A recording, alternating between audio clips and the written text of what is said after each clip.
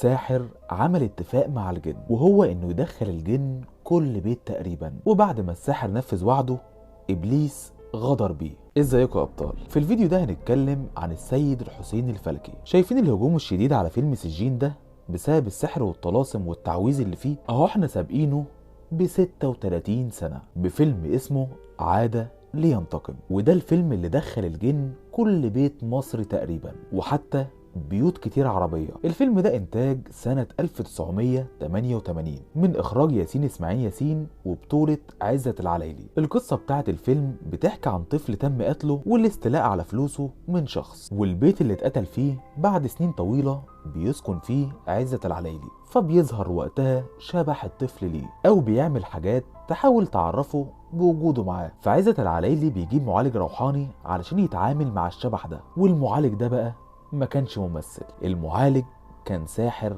حقيقي، وكان اشهر ساحر في مصر والوطن العربي في فترة الثمانينات، واسم الساحر السيد الحسيني الفلكي. المخرج ياسين اسماعيل ياسين قرر يستعين بيه لان افلام الرعب في الوقت ده كانت معظمها فاشل، ففكر يجيب ساحر حقيقي يلفت نظر الناس ويشدهم يتفرجوا على الفيلم. وكان الاتفاق بينه وبين الساحر كالآتي: يا أستاذ سيد، أنا طالبك في فيلم جديد وهتيجي في دور معالج روحاني، وهتقول شوية كلام كده مش مفهوم على أساس إنه سحر، كلام يعني كده غريب يشد الناس. السيد الحسيني قال له ماشي، وجه فعلا الفيلم. ولما جه دوره كمعالج روحاني قعد وحضر شوية حاجات كده لزوم المشهد، يعني شوية شمع والعين والنور مطفي، وهز النجفة كده يعمل بيها جو رعب، وبدأ ينطق بالكلام اللي مش مفهوم اللي اتفق عليه مع المخرج.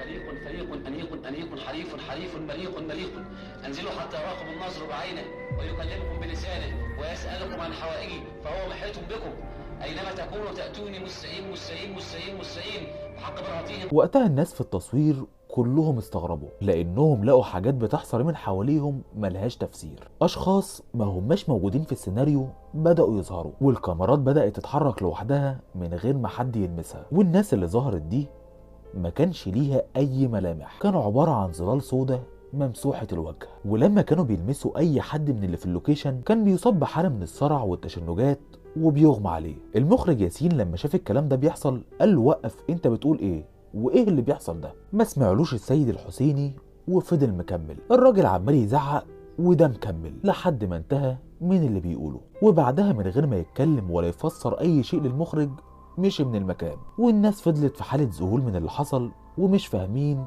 ايه اللي حصل ده، ولكن اللي كانوا متأكدين منه ان الكلام اللي اتقال ده مش كلام عادي. المهم بالعافية وبعد احداث غريبة عمالة تحصل لصناع الفيلم خلص، وكان تاريخ عرضه 28/3/1988، التاريخ اللي مش هينساه اي حد شاف الفيلم في عرضه الاول قبل ما يقصوا منه اي شيء. الناس زي ما قلت لكم اتشدوا لفكرة الساحر في الفيلم وكلهم دخلوه. احداث الفيلم كانت جميلة وشدتهم لحد ما جت اللقطة اللي اصلا هم داخلين علشانها، لقطة الساحر اللي بيقول كلام مش مفهوم على اساس انه سحر. واول ما بدأ يتكلم الساحر بالكلام ده كل الناس اللي في السينمات بدأوا يصرخوا ويتدافعوا علشان يخرجوا من السينمات، لان شاشات السينمات ما كانتش باينة من الاشخاص اللي ظهرت. بدأ يظهر اشخاص عمالقة سود من تحت الارض. الكلام ده بدأ يحصل من بعد ما جات لقطة الساحر. كائنات مرعبة، في اللي وصفهم ان هم بقرون، وفي اللي قال ان هم بعيون حمراء وبشعر كثيف وشوية اوصاف مرعبة تانية. وبرضه كانوا لما بيلمسوا حد بيجيله حالات صرع وبيغمى عليه. وفجأة بعد ما كان المخرج ياسين مستني خبر يسمع فيه نجاح الفيلم بدأ يجيله اتصالات من شيوخ وناس معالجين روحانيين، وكانوا بيقولوا له ايه النصيبة اللي عملتها دي؟ انت جايب ساحر يقول اخطر عزيمة لتحضير الجن في فيلمك؟ ذنب كل واحد هيتأذي من الناس اللي هتشوف الفيلم ده في رقبتك انت. الراجل سمع منهم الكلام وهو مصدوم، وقعد يحلف لهم انه ما قالوش يعمل كده، وعرفهم هو جايبه ليه اصلا. فالناس عرفت ان السيد الحسيني عقد اتفاق مع ابليس، وهو ان يقول العزيمة البرهطية في الفيلم اللي هيتفرج عليه ملايين، وده اكيد قدام شيء ثمين الجن هيديهوله او ابليس هيديهوله. ولكن كان اهم شيء بالنسبة لياسين وقتها انه يمنع الفيلم، وبالفعل قدر يسحب الفيلم من السينمات، ولكن شرايط الفيديو ما قدرش يسحبها وكانت اتباعت كلها، واي بيت اشتغلت فيه اتسكن بالجن. وحصل معاهم نفس اللي حصل للناس في السينمات، ظهور كائنات مرعبة في قلب بيتهم. معظم الناس اللي حصل معاهم كده جابوا شيوخ في بيوتهم وحرقوا الشرايط، والفيلم وقتها اصبح لعنة الكل بيخاف منها. وبعدها السيد الحسيني فضلت تزيد شهرته اكتر واكتر، وكأن دي المفاجأة اللي ابليس كافئها له. وبسبب اللي حصل ده الناس اللي ما كانتش بتصدق في امور السحر صدقت، وبقى يروح للساحر ناس من كل مكان، لدرجة ان السيد الحسيني وقتها ما بقاش بيقابل غير اعلى واغنى ناس في المجتمع، رجال اعمال وفنانين ورجال سياسة. ولكن لان طريق الشر سكته وعرة زي ما بيقولوا، كان لازم النهاية تكون بشعة. في 5 يونيو سنة 2003 جه بلاغ للجهات المسؤولة عن جريمة قتل، والمجني عليه السيد الحسيني الفلكي. عثر عليه ميت في شقته، ووقت التحقيق الضابط اللي كان بيحقق في القضية دخل وشاف منظر كالآتي. شاف السيد الحسيني مرمي على الأرض وعينه مبرقة ووشه أزرق وشاحب وكأنه متخشب، وفمه كان مفتوح دلالة على المنظر المرعب اللي شافه، مع إنه كان بيتعامل مع الجن والشياطين وواخد على رؤيتهم. طيب ايه اللي شافه مرعب اكتر منهم يخليه ميت مرعوب كده؟ ففضل الموضوع ده لغز كبير جدا لحد ما يتكلم الطب الشرعي. وفي الفترة ما بين الجريمة وتقرير الطب الشرعي طلعت شوية أقاويل. ناس كانت بتقول إن الجن هو اللي قتله، وناس كانت بتقول إنه شاف إبليس بنفسه، وناس تانية خالص قالت إن زوجته هي اللي قتلته، يعني علشان هي صغيرة في السن وهو كبير.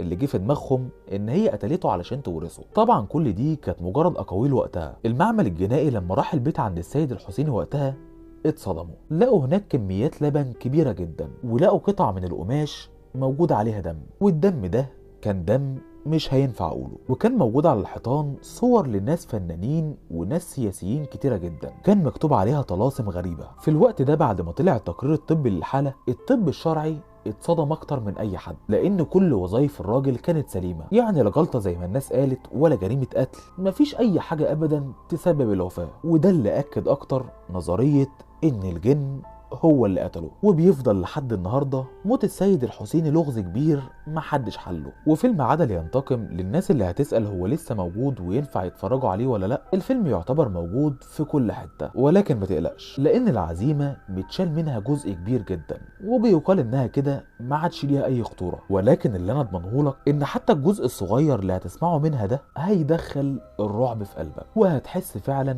ان في حاجه بتحضر معاك في المكان، خصوصا لو كنت قاعد لوحدك والنور هادي او مطفي. فنصيحتي بلاش تتفرج على الحته دي، او اكتم الصوت لما تيجي، مش علشان هتحضر الجن ولا شيء، كده كده انا بقولك ان مفيش اي حاجه هتحصل، ولكن علشان لو انت شخص بتوسوس فانت هتحس ان في حاجه حضرت وهتعيش في وهم مرعب، فعلشان كده بلاشها. وبكده تكون انتهت قصة فيلم عدل ينتقم، وقصة كمان السيد الحسيني الفلكي. ادونا رأيكم في الكومنتات، عايزين تسمعوا ايه الفيديو الجاي، وما تنسوش تروقوا على الفيديو ترويقة صح وتمثلي على نفسك. ويلا باي.